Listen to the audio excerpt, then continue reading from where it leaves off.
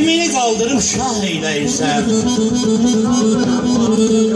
kimini təxtindən salırsan dünya.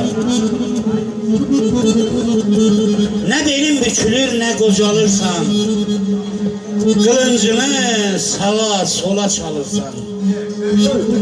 Kiminin telini sığallayırsan, kimini gözündən çalırsan dünya.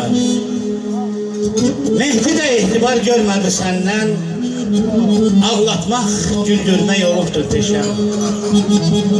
Dağlar da tərpənir bəzən yerindən, sənsə öz yarından yerində qalırsan dünya. Mən bugünkü Cəbrayıl qardaşıma can sağlığı, ailə saadəti, oğullu, qızlı olmağını arzu edirəm və anasına gözəl bir oğul nəvəsi qismət olsun, bunu arzu edirəm Allah'tan. Sağ olun, eşq olsun bütün Dırnız cəmaatına. Məndən sonra başlayacaqsan, elə mən qutaran kimi başlayacaqsan, görsən o müşahidə eləyir.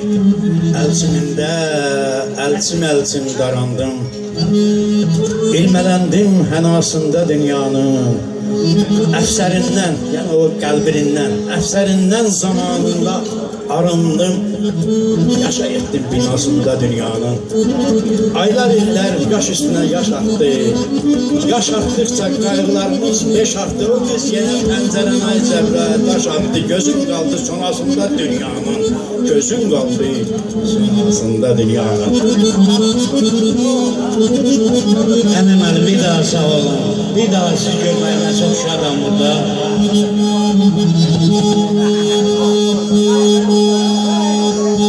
Həmişəlik o gözəl nazlı yarım olsa mənim.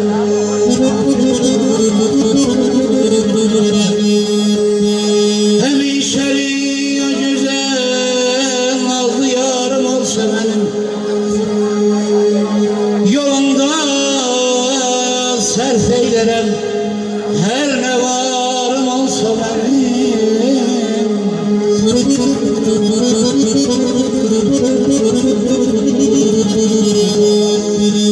Bir özgə dilbərə baxsam əgər, gözüm çıxsın.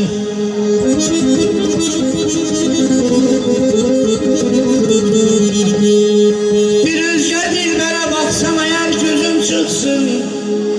Mənimlə daim əgər o çeşmi